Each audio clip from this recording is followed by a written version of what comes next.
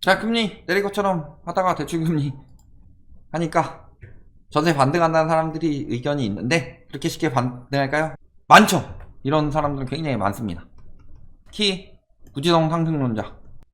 셋으로 갈렸죠. 첫 번째는 모르겠다. 이제 전망을 안 하는 사람들. 어떻게 돼야 될지 지켜봐야 되겠죠? 라고 말하고 끝내죠. 요즘에 영프로족 수장님은 요즘에 그러고 끝내죠. 이렇게 해서 요 대책이 이런 효과가 있을 것으로 보이고 결과가 어떻게 나올지는 지켜봐야 되겠습니다. 그 다음에 두 번째, 하늘을 날다가 카페를 차리신 그분은 완전히 이제 폭락론자로 바뀌었죠. 그러면서 빠져나가는 방법 하나가 집값은 예측이 아니라 대응이다. 부동산은. 근데 여태까지 계속 예측해놓고서 떨어지기 시작하니까 그런 이야기 하고 있죠.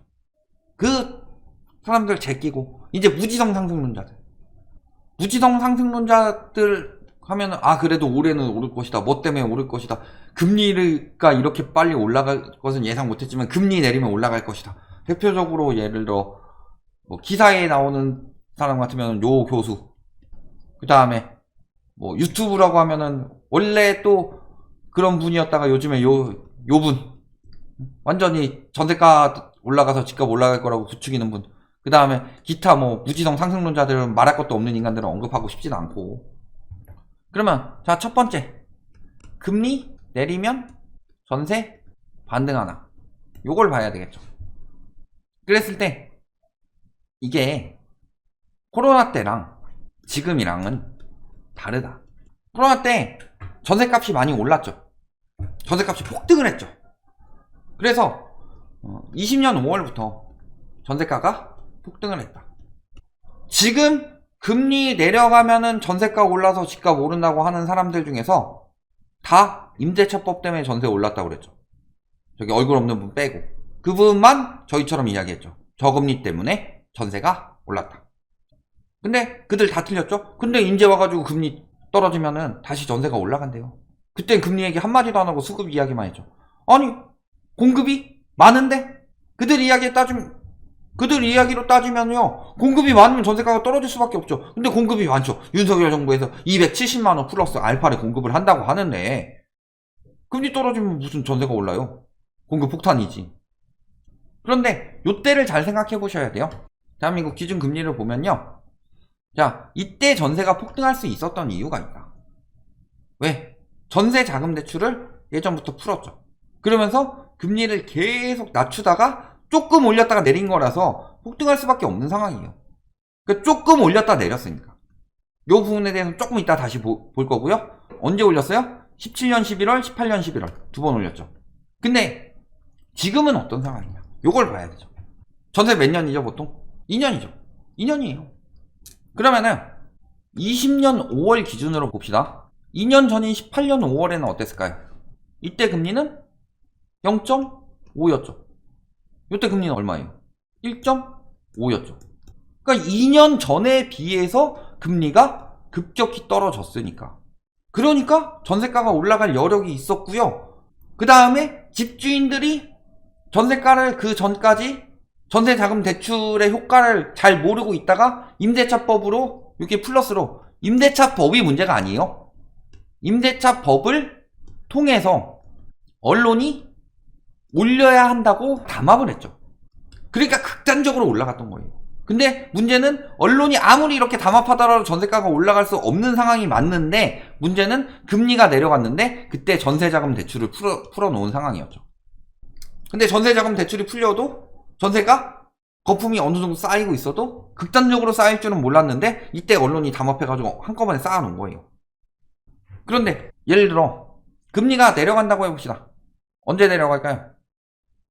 예를 들어 24년 3월 빨리 돼서, 원래 24년 3월에 금리 내려갈 상황 아니에요. 그런데 24년 3월에 금리가 내려갔다고 해봅시다. 뭐 올리는 게 기정사실이고 3.75는 거의 기정사실이고 4 이상 넘어가는 건 당연한 건데 거의. 그래도 안 올린다고 칩시다. 24년 3월이에요. 2년 전에 22년 3월이죠. 22년 3월에 금리 얼마였어요? 근데 24년 3월에 B컷으로 내린다고 해봅시다. 지금 금리 유지하다가. 그래도 3%예요. 그러면은 이때 계약을 했던 사람들이 이때 재계약으로 들어가는 상황이죠. 그러면 이때 계약을 했던 사람들이 이때 재계약으로 들어가면은 금리가 올라 있어요, 떨어져 있어요? 그러니까 금리 내려도 바로 전세가가 올라갈 수 없는 이유는 그것 때문이에요. 왜냐면은 코로나 때 같은 경우도 보세요. 그래서 2018년 11월에 두 번째 금리 인상을 했을 때부터 집값이 떨어지기 시작하다가 19년 7월부터 금리 내리니까 집값이 막 올라갔죠? 두 차례 내렸죠. 그 2019년에 하반기에만 두 차례 내렸는데 두 차례 내렸을 때 전세가가 폭등을 했어요? 그렇진 않았죠. 거의 비슷한 금리 수준대였기 때문에. 그런데 이번에 금리를 급격하게 올렸어요. 그러면은 이걸 1년 만에 급격하게 올린 거기 때문에요. 이때 계약한 사람들이 재계약하는 시기까지는 전세가가 계속 떨어질 수밖에 없어요. 금리를 좀 내리더라도. 첫 번째가 그거. 그 다음에 두 번째. 우리나라는 지금 금리 억제를 하고 있죠. 금리 억제를 하고 있는 상황이기 때문에 기준금리 인상 효과를 못 보고 있어요. 그러면은 자, 여기까지는 올라갈 때 여기까지는 기준금리 인상 효과를 보는데 요 위에 올라간 거는 효과를 전혀 못 보고 있어요. 그러면 요만큼 다시 내릴 때까지는 내려도 효과를 못 보는 거예요. 그렇죠. 저기서 막 기준금리 내린다고 해서 은행에서 시중금리 막 낮춰줄 것 같아요? 이미 정부에서 눌러놔가지고 기준금리가 3.5%인데 예금금리가 3%대에 있네. 잘 생각해보세요. 코로나 때 예금금리 몇 프로였어요? 2%대는 나왔죠. 그때 0.51대 2%대인데 3.51대 3%대예요. 말이 돼요? 그러니까 금리 좀 낮추더라도 기준금리 좀 떨어지더라도 시중금리가 영향을 받을 가능성이 없다. 왜? 워낙 눌러놨기 때문에. 자, 그 다음에 또 한 가지. 요게 핵심인데 지금 기준금리 3.5죠. 기준금리 3.5%만큼 전세가가 하락을 했냐? 요걸 확인을 하셔야 돼요. 근데 2018년 11월 기준으로 생각해 봅시다. 이때 기준금리 1.75였어요. 그러면 2018년 때보다 지금이 전세가 높아요, 낮아요? 낮죠. 금리도 낮은 전세가 저때 더 낮았어요. 근데 지금은 그러면은 금리 올라간 만큼 전세값이 안 빠졌다는 이야기죠. 왜 안 빠졌겠어요? 세입자들이 집주인을 못 이겨요. 그래서 전세 빠지는 것도 집주인이 그만큼까지 못 빼주고 어느 정도 합의 보자 하면은 그 정도로 해주는 거고, 그 다음에 그 집주인들도 이 정도의 전세를 구하지 않으면 본인들이 망하기 때문에 어느 정도 가격에서 담합을 하고 버티고 담합을 하고 버티고 하는 건데, 사람들의 여력이 안 되잖아요. 계속 앞으로 점점 더 안 될 텐데 지금 오히려 소비 지출 늘고 비소비 지출 늘어나서 실질 소득은 엄청나게 감소했는데도 불구하고 소비 지출은 더 늘어나고 있죠. 그러면요, 앞으로 전세가에 그 기본적으로 자기 돈 들어가는 것도 굉장히 모으기가 힘들어요. 지금이야 당장은 연장 이런 사람들로 어떻게든 버티는데 나중에 그 사람들 빼고 해가지고 해야 될 때 앞으로 계속 이 상황에서 입주 들어오는 것도 있고 이런 부분까지 다 고려하면요, 결국에는 금리 수준에 맞게 수렴을 하게 될 텐데 그 시장이 과연 과거 때 금리 낮았을 때만큼 금리를 또 낮출 수가 있느냐, 아니면 어느 정도 높여놓고서 거기서 고정이 되느냐죠. 아까 2024년 3월에 이야기를 했지만 그거는 오롯이 예시일 뿐이고 금리를 쉽게 낮출 수 있는 상황이 아니다. 한국은행에서도 올해 물가는 그래도 3%대는 예상을 했잖아요.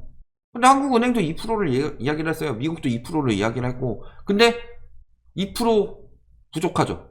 그러니까 금리 인하 시기도 빨리 오지 않을 뿐더러 금리 인하하자마자 전세가가 튀지도 않을 뿐더러 또 한 가지는 금리 올라간 만큼 전세가가 반영이 안 되었기 때문에 지금 시중금리가 떨어져도 전세 가격이 계속 떨어지는 거다. 잘 생각해보세요.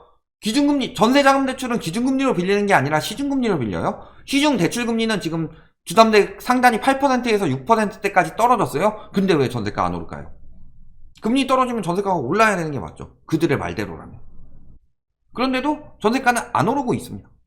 그 이유는 전세가 거품 반영된 만큼 금리 올랐을 때 그 거품이 다 빠지지 않은 거예요. 금리 대비로. 요 부분만 보셔도 전세가가 쉽게 올라가지 않는다. 그 다음에 전세 반등하면 이제 갭투기 수요들 살아난다라고 하는데요, 전세가가 올라간다고 해서 또 매매가가 올라가는 상황이 바로 오지도 않는다. 이거는 2008년부터 2013년까지 서울의 시장을 보면은 전세가는 계속 올라가고 있는데 매매가는 떨어지다가 데드캣 바운스 하다가 쭉 떨어졌어요. 자, 그리고 마지막으로 한 가지. 전세가가 오르기 힘든 이유. 전세를 사시는 분들이 전세를 계속 살겠죠. 근데 전세 사기를 너무 많이 당했다. 이런 분들에 대한 수요도 줄어듭니다. 이분들이 돈 더 모아서 더 좋은 상급지 갈아타야 되는데 이번에 전세 사기를 워낙 많이 쳤어요. 역대급으로. 특히 빌라 같은 데는 완전히 거의 다 물렸다고 보시죠. 그러면 이 사람들이 결국엔 빌라 살던 사람들이 아파트 전세 살고 아파트 매매로 오는 건데 빌라에서 다 막혀가지고 밑에서부터 받쳐줘가지고 위로 올려보내줘야 될 그 수요들이 다 빠졌어요. 워낙 사기를 많이 쳐서. 그리고 그 사기친 인간들은 집값이 떨어지고 전세가가 떨어지게 되면은 세입자한테 피해를 떠넘기죠. 마지막 1, 2인 가구 수요가 늘고 있다고 하는데 특히 1인 가구가 많이 늘고 있죠. 혼인율이 많이 떨어지고 출산율이 많이 떨어졌죠. 혼인율이 떨어져서 1인 가구가 많죠. 근데 1인 가구는 월세 삽니다. 대부분. 그러니까 앞으로 전세 수요는 계속 줄어갈 수밖에 없는 상황이 되어가고 있어요. 우리나라가 지금 비혼주의로 가고 있기 때문에 전세 수요가 계속 줄어들 수밖에 없습니다. 혼자 사는데 부모님이 해주지 않는 이상은 웬만하면 전세 안 살죠. 이것만 생각해 보시더라도 앞으로 무슨 전세가 반등이 그렇게 쉽게 올 것처럼 이야기를 하는데 말 같지도 않은 소리다. 여기까지 보시면 되겠습니다.